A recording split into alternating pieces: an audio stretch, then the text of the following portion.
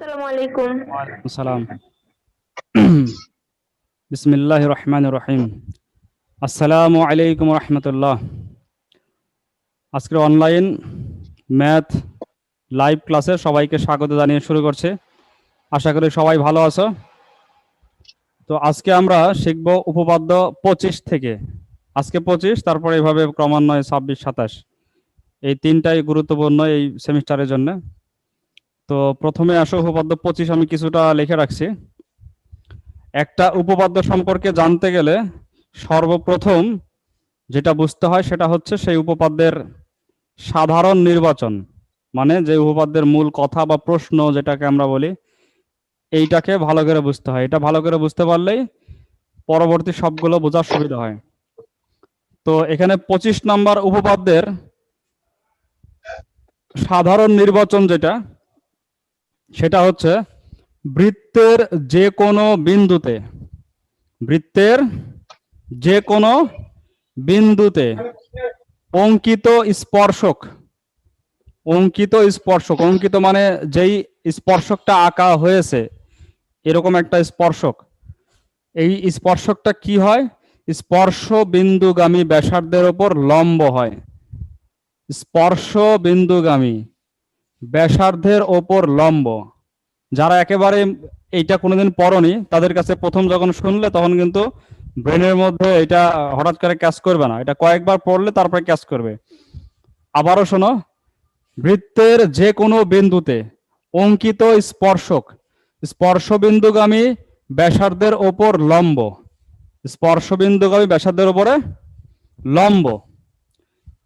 এখন এটাকে একটু ভেঙে ভেঙে বোঝার চেষ্টা করি। প্রথমে কি বলা হয়েছে? বৃত্তের। তো সবাই তো আমরা চিনি, বৃত্ত চিনি, যে ও কেন্দ্র বিশিষ্ট এখানে একটা বৃত্ত আছে, এই যে এইটা একটা বৃত্ত, ও কেন্দ্র বিশিষ্ট এই পুরোটা হচ্ছে একটা বৃত্ত। তাহলে বৃত্ত ছিল না সবাই? এই যে গোল যেটা, এটা একটা বৃত্ত। তো বৃত্তের যে কোনো বিন্দুতে, বৃত্তের উপরে কত বিন্দু নেওয়া যেতে পারে? বৃত্তের উপরে অসংখ্য বিন্দু নেওয়া যেতে পারে। অসংখ্য, আমি হাজার হাজার কোটি কোটি বিন্দু নিতে পারবো, অসংখ্য, সংখ্যা দিয়ে নির্ণয় করা যাবে না। তো বলা আছে যে সেরকম একটা যে কোনো একটা বিন্দুতে, তো আমরা এই যে বৃত্তের উপরে যে কোনো বিন্দু নিলাম, এখানে পিতে নিলাম, এই পি হচ্ছে আমাদের যে কোনো বিন্দু। অঙ্কিত স্পর্শক, এই পি বিন্দুতে স্পর্শক আঁকা হয়েছে। স্পর্শক তাহলে জানতে হবে আমাদের স্পর্শকটা কি। স্পর্শক সম্পর্কে একটু জানো, যে একটা সরল রেখা যদি বৃত্তের মাত্র একটা বিন্দুতে ছেদ করে তখনই তাকে বলা হয়, ওই সরল রেখাকে বলা হয় স্পর্শক। স্পর্শক কিভাবে যাবে? একবারে একটা বিন্দুতে ছেদ করে চলে যাবে। এই একটা বিন্দু বাদে এই বৃত্তের আর ভেতরে কোনো বিন্দুতে ছেদ করবে না। যদি বৃত্তের একের অধিক বিন্দুতে কোনো সরল রেখা ছেদ করে তাহলে তাকে আর স্পর্শক বলে না, তাকে বলা হয় ছেদক। আচ্ছা, বুঝে থাকলে বলো দেখি, স্পর্শক বৃত্তের কয়টা বিন্দুতে স্পর্শ করে? বলো একজন। বিন্দুতে। হ্যাঁ, কয়টা? অসংখ্য। না, স্পর্শক, স্পর্শক বৃত্তের কয়টা বিন্দুতে স্পর্শ করে? একটি। একটি বিন্দুতে স্পর্শ করে, মাত্র একটি, একটির বেশি স্পর্শ করতে পারবে না, ছেদ করতে পারবে না। যদি কোনো বৃত্তের কোনো সরল রেখা কোনো বৃত্তের দুইটা বিন্দুতে স্পর্শ করে, স্পর্শতা না, তখন হবে ছেদ। যদি কোনো সরল রেখা বৃত্তের দুইটা বিন্দুতে ছেদ করে তখন সেই সরল রেখার নাম কি? ছেদক। ছেদক বিন্দু। ছেদক। তাহলে দুইটা জিনিস বুঝতে পারছো না, স্পর্শক আর ছেদক। আমি এখানে হালকা একটু একটা বৃত্ত ছোট্ট এঁকে দেখাচ্ছি, যে এই যে এই বৃত্তটা যদি ভেতর দিয়ে চলে যায়, এই বৃত্তের এই সরল রেখাটা ভেতর দিয়ে চলে গেলে কয়টা বিন্দুতে ছেদ করেছে? দুইটা। বৃত্তের ভেতর দিয়ে যে যাবে সেই দুইটা বিন্দুতে ছেদ করবে। আর যদি এমন একটা সরল রেখা হয় যেটা বৃত্তের একবারে একটা বিন্দুর বেশি ছেদ করবে না, তাহলে এটার নাম স্পর্শক।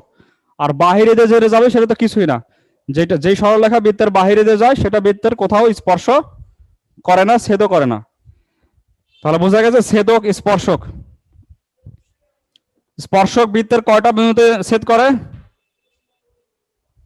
একটা। একটা। তাহলে এইখানে পি বিন্দুতে এই পিটিটা হচ্ছে স্পর্শক, যেটা পিছন দিকে আমরা নিতে পারি, পিছন দিকে এমন ভাবে চলে গেছে যে বৃত্তের ভেতরে ঢোকেনি, আবার একবারে বৃত্ত থেকে বাহিরেও নয়, বৃত্তের একেবারে ছেদ করে গেছে। মনে করো একটা গুলি মারা হলো, গুলিটা তোমার একবার কানে একটু হালকা ছেদ করে চলে গেল, ভেতরে ঢুকলে তো তুমি একবারে শেষ, মারা যেতে, একটু ছেদ করে চলে গেল, এটা হচ্ছে স্পর্শক, স্পর্শ করে চলে গেল। আমাদের স্পর্শকের নাম কি এখানে? পিটি। পিটি স্পর্শকটা কোন বিন্দুতে স্পর্শক? কোন বিন্দুতে স্পর্শক? কথা বলতে হবে। পি বিন্দুতে। পি বিন্দুতে। ও হচ্ছে বৃত্তের কেন্দ্র, ও কেন্দ্র বিশিষ্ট বৃত্তে পি বিন্দুতে পিটি স্পর্শক। ও কেন্দ্র বিশিষ্ট বৃত্তে পি বিন্দুতে পিটি স্পর্শক। দেখি বলো তো আমার সাথে একবার। ও কেন্দ্র বিশিষ্ট বৃত্তে, ও কেন্দ্র বিশিষ্ট বৃত্তে অপরস্থ উপরস্থ পি বিন্দুতে পি বিন্দুতে পিটি একটি স্পর্শক। পিটি একটি স্পর্শক। পিটি একটি স্পর্শক। অপরস্থ বলার কারণ হচ্ছে যে বৃত্তে যে দাগ আছে এই দাগের উপরে, নাহলে ভেতরে তো কোথাও হতে পারে, এই জন্য দাগের উপরে। ও কেন্দ্র বিশিষ্ট বৃত্তের অপরস্থ পি বিন্দুতে পিটি একটি স্পর্শক, পিটি হচ্ছে একটা স্পর্শক। তাহলে এই পর্যন্ত আমরা বুঝতে পারলাম বৃত্তের যে কোনো বিন্দুতে অঙ্কিত স্পর্শক পর্যন্ত আমরা গেছি, সেই স্পর্শকটা হচ্ছে পিটি। এখন কি বলা আছে? এই স্পর্শকটা কি হবে? স্পর্শ বিন্দুগামী ব্যাসার্ধ। আচ্ছা, এই পিটি স্পর্শকটা বৃত্তের কোন বিন্দুতে স্পর্শ করেছে? কোন বিন্দুতে স্পর্শ করেছে? পি বিন্দুতে। পিটি স্পর্শক এই বৃত্তটিকে কোন বিন্দুতে স্পর্শ করেছে? পি বিন্দুতে। পি বিন্দুতে। তাহলে এখানে বলা আছে স্পর্শ বিন্দু, এই যে স্পর্শ বিন্দু, তো পি এর নাম কি? স্পর্শ বিন্দু। পি এর নাম হচ্ছে স্পর্শ বিন্দু। পি এর নাম কি? স্পর্শ বিন্দু। স্পর্শ বিন্দু। পি এর নাম হচ্ছে স্পর্শ বিন্দু। তাহলে এই পর্যন্ত চেনা গেছে না? স্পর্শক হচ্ছে পিটি, স্পর্শ বিন্দু হচ্ছে পি। এখন আরেকটু দেখো, স্পর্শ বিন্দুগামী ব্যাসার্ধ। স্পর্শ বিন্দুগামীর সাথে আরেকটু শব্দ যোগ হয়েছে কি? ব্যাসার্ধ। তো এটা তো দেখে বুঝতে পারতেছো কে সেই ব্যাসার্ধ? কে বলতে পারবে বলো দেখি? স্পর্শ বিন্দুগামী ব্যাসার্ধ কোনটা? এই যে এটা, স্যার ওপি। ওপি। ওপি হচ্ছে স্পর্শ বিন্দুগামী ব্যাসার্ধ। তাহলে সবই তো চেনা হয়ে গেছে। এখন এই যে ওপর লম্ব, লম্বটা হচ্ছে আমাদের প্রমাণ করতে হবে। আমাদের প্রমাণ করতে হবে ওপিটা হচ্ছে লম্ব, স্পর্শ বিন্দুগামী ব্যাসার্ধটা হচ্ছে লম্ব। কার উপরে? পিটির উপরে। তাহলে আমাদের আসলে কি প্রমাণ করতে হবে? প্রমাণ করতে হবে হচ্ছে পিটি, এই যে লম্ব চিহ্ন ওপি, এইটা আমাদের প্রমাণ করতে হবে। পিটি সম্পর্কে বলা আছে বৃত্তের যে কোনো বিন্দুতে অঙ্কিত স্পর্শক পর্যন্ত বলা আছে পিটি পিটি। আর স্পর্শ বিন্দুগামী ব্যাসার্ধ হচ্ছে কি? ওপি। আর লম্ব হচ্ছে যে এই চিহ্ন। তাহলে পুরা কথার সাথে এইটুকু মিললো। বাংলা দিয়ে যখন আমরা বললাম তখন কত বড় একটা 2 লাইনের কথা হলো। আর গণিত দিয়ে আমরা লিখলাম দেখো কতটুকু, মাত্র 3, এই যে কয়েকটা, 1 2 3 4 5টা অক্ষর আছে মাত্র। গণিতের মাধ্যমে প্রকাশ হয়ে গেল যে পিটি লম্ব ও পি, এটা আমাদেরকে প্রমাণ করতে হবে। পিটির নাম কি? কে বলতে পারবে? না, পিটি, পিটি বিন্দু তো না, এটা পিটির নাম হচ্ছে স্পর্শ বিন্দুগামী ব্যাসার্ধ। পি হচ্ছে স্পর্শ বিন্দু। স্পর্শ বিন্দু কে? পি। আর পিটি হচ্ছে স্পর্শ বিন্দুগামী ব্যাসার্ধ। আর ওপি কি? ওপি, ও না সরি ভুল হলো, ঠিক আছে, পিটি স্পর্শক, পিটি হচ্ছে স্পর্শক, তোমারটা ঠিক আছে। আর ওপি হচ্ছে স্পর্শ বিন্দুগামী ব্যাসার্ধ। কি প্রমাণ করতে হবে? স্পর্শক স্পর্শ বিন্দুগামী ব্যাসার্ধের উপর লম্ব, তার মানে পিটি লম্ব ওপি। এটা ক্লিয়ার হয়েছে সবাই? কারো কোনো সমস্যা? কারো কোনো সমস্যা হচ্ছে এটা বুঝতে? না। দেখো, আমরা যদি এই যে চিত্র এবং এই যে বিশেষ সাধারণ নির্বাচনটা যদি বুঝে থাকি, বিশেষ নির্বাচন লেখা আমাদের এখন কোনো ব্যাপার না। আমি বিশেষ নির্বাচনটা লিখছি না, তোমরা বই দেখলে পেয়ে যাবে। আমি মুখে মুখে বলছি, যেটা আমরা বললাম সেটাই, যে মনে করি ও কেন্দ্র বিশিষ্ট বৃত্তের ওপরস্থ, মনে করি ও কেন্দ্র বিশিষ্ট বৃত্তের ওপরস্থ পি বিন্দুতে পিটি একটি স্পর্শক এবং ওপি হচ্ছে স্পর্শ বিন্দুগামী ব্যাসার্ধ। প্রমাণ করতে হবে পিটি লম্ব ওপি। আবারও বলছি, দেখো শোনো, মনে করি, একটা বিশেষ নির্বাচনের মধ্যে প্রথম শব্দটা আসবে মনে করি। মনে করি ও কেন্দ্র বিশিষ্ট বৃত্তের অপরস্থ পি বিন্দুতে পিটি একটি স্পর্শক এবং ওপি স্পর্শবিন্দুগামী ব্যাসার্ধ। প্রমাণ করতে হবে পিটি লম্ব ওপি। দেখি তোমাদের মধ্যে কেউ একজন চেষ্টা করো তো বলার। তমা বলো তো, অথবা ইরা বলো।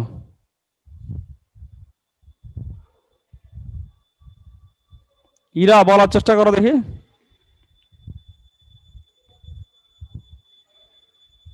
আচ্ছা ঠিক আছে, কঠিন মনে হচ্ছে।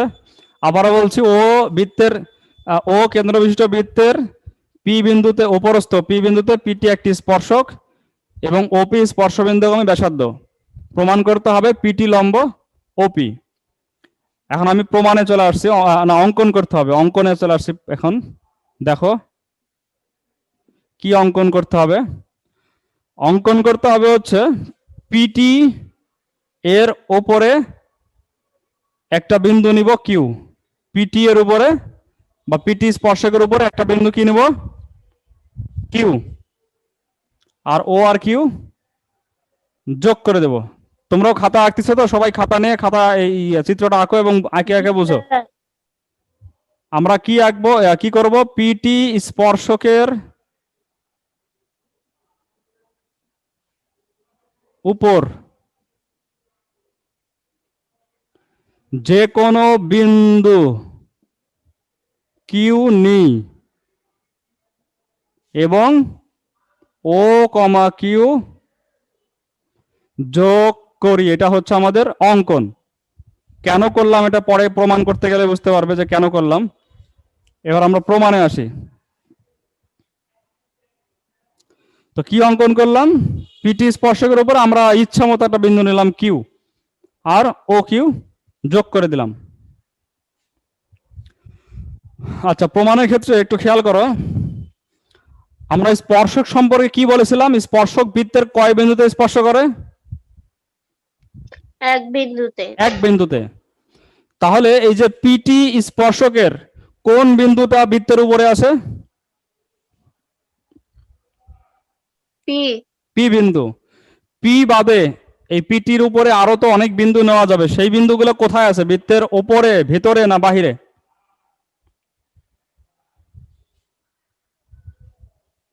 বৃত্তের উপরে, ভেতরে না বাহিরে, কোথায় আছে? বাহিরে। দেখতে পাচ্ছ না কিউ কোথায় আছে, বাহিরে না? স্পর্শক কখনো বৃত্তের ভেতর দিয়ে যায় না, অতএব কোনো স্পর্শকের কোনো বিন্দু বৃত্তের ভেতরে যেতে পারবে না। স্পর্শকের একটা বিন্দু থাকে বৃত্তের উপরে, আর সকল বিন্দু কোথায় থাকে, বৃত্তের বাহিরে। তিনটা কথা বললাম, আবার খেয়াল করো। স্পর্শকের কোনো বিন্দু বৃত্তের ভেতরে যেতে পারবে না, পারবে না। স্পর্শকের কয়টা বিন্দু বৃত্তের উপরে থাকে, একটা। একটা। আর স্পর্শকের ওই ওই এক বিন্দু বাদে স্পর্শকের সকল বিন্দু কোথায় থাকে, বৃত্তের বৃত্তের বাহিরে। বাহিরে। এই কথাটা এখন আমরা লিখবো এখানে। দেখো যে যেহেতু পি বিন্দুতে পিটি একটি স্পর্শক, পিটি একটি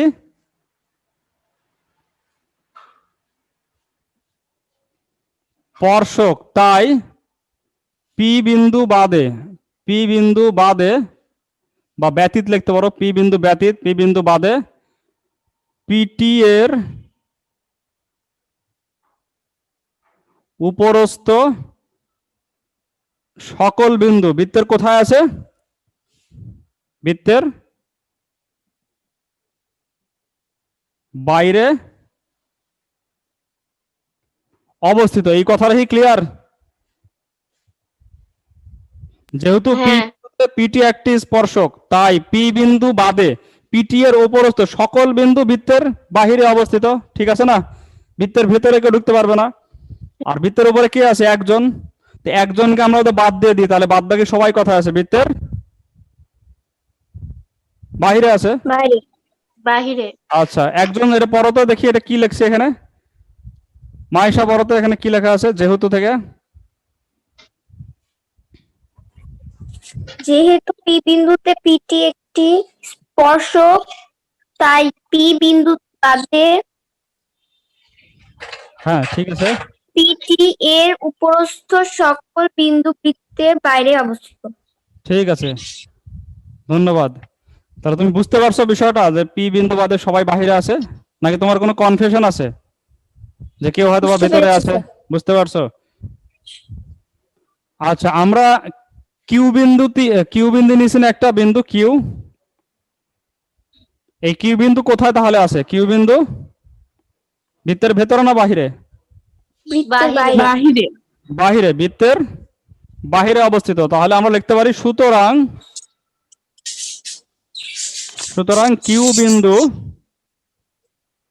কিউ বিন্দুটি বা কিউ বিন্দু বৃত্তের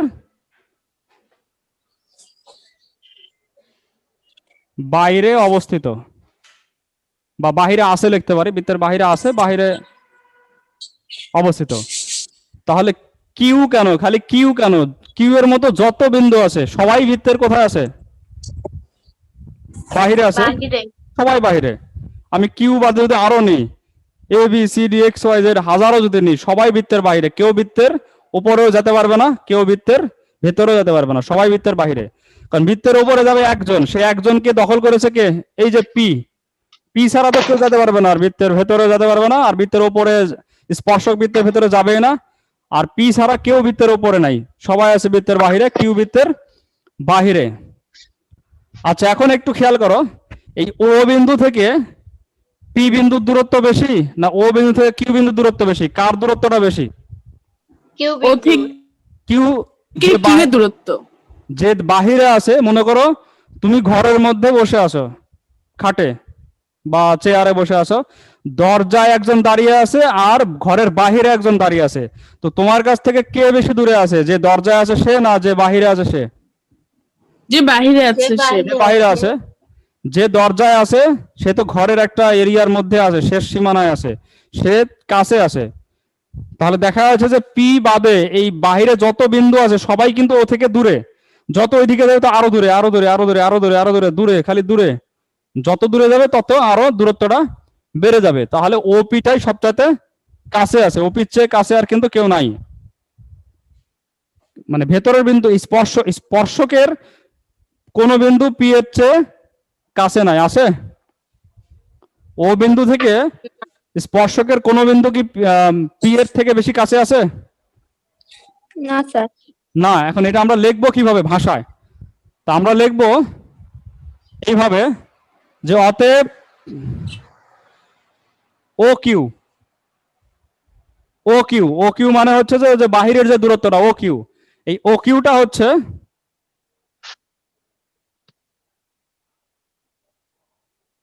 বৃত্তের ব্যাসার্ধ ওপি। ও কিউ একটা বিষয়, আর ও বৃত্তের ব্যাসার্ধ ওপি আরেকটা। ওপি হচ্ছে বৃত্তের ব্যাসার্ধ। এই ও কিউ বৃত্তের ব্যাসার্ধ ওপি অপেক্ষা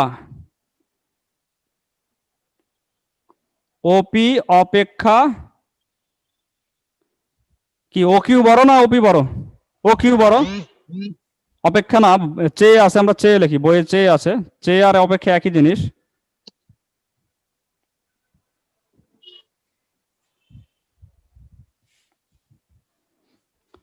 অতএব ও কিউ বৃত্তের ব্যাসার্ধ ওপি এর চেয়ে বড়। এতক্ষণ আমি যা বললাম এটা কি ঠিক না? এই কথাটাই বললাম না আমি, যে ও কিউ বৃত্তের ব্যাসার্ধ ওপি এর চেয়ে বড়। কে বড়, ওপি বড় না ও কিউ বড়? O Q. ও কিউ বড়। এটাকে আমরা গণিতের ভাষা কিভাবে লিখবো? গণিতের ভাষায় লিখবো ও কিউ গ্রেটার দেন ওপি। যেটা আমরা বাংলায় লিখলাম সেটাকে আমরা গণিতের ভাষায় লিখলে কি লিখবো? ও কিউ গ্রেটার দেন ওপি। যেদিকে বড় চিহ্ন আছে সেদিকে বড়, ও কিউটা বড়, ওপিটা হচ্ছে ছোট। এবং এই যে ওপি যে ছোট আর ও কিউ যে বড়, এটা তো শুধু কিউ যেখানে এখন আছে এখানকার জন্যই না, এখন আমি যেখানে কিউকে রাখছি সেখানকার জন্যই না, কিউকে আমি এদিকে ওইদিকে যেখানেই নিয়ে যাই সবসময় ও কিউ বড় না? আমরা তো অঙ্কনের সময় একটা বিন্দু নিয়েছি কিউ, কিউ যদি আমরা এখানে নিতাম তাহলে বড় হতো না? এখানে নিলে বড় হতো না? এই পাশে নিলে বড় হতো জি না? স্যার। যেখানে আমি বড় হবে না? জি স্যার। পি বাদে তো সবাই বাইরে, তাহলে আমি লিখবো এখানে যেটা লিখবো সেটা হচ্ছে এবং, যেই কথাটা আমরা বললাম যে ও কিউ গ্রেটার দেন ওপি, এবং তা মানে হচ্ছে এই কথাটা যে ও কিউটা বড়, এই কথাটা স্পর্শ বিন্দু পি ব্যতীত, ব্যতীত মানে বাদে, আমরা বাদে লিখি, পি বাদে পিটি এর উপরস্থ, পিটি এর উপরস্থ কিউ বিন্দুর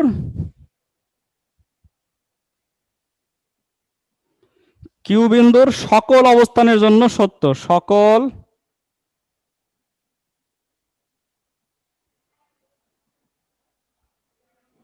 অবস্থানের জন্য সত্য।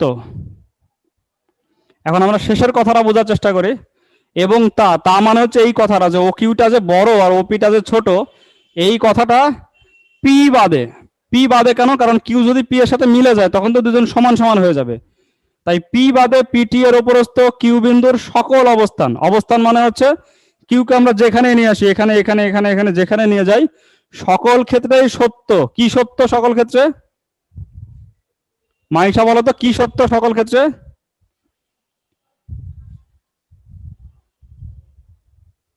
কিউ বড় সেটা। না, শুধু কিউ তো একটা বিন্দু, বিন্দু আর বড় ছোট হয়। হ্যাঁ, ও কিউ বড়, ওকে।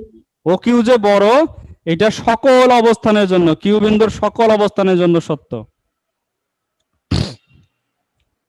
তাহলে বোঝা যাচ্ছে যে ওপিটাই সবচাইতে ক্ষুদ্রতম দূরত্ব, তাই না? সবচাইতে ছোট দূরত্ব কে? ওপি। ওপি। সবচেয়ে ছোট দূরত্ব হচ্ছে ওপি। তাহলে আমরা লিখতে পারি যে অতএব কেন্দ্র থেকে, একবার লিখি, কেন্দ্র ও থেকে পিটি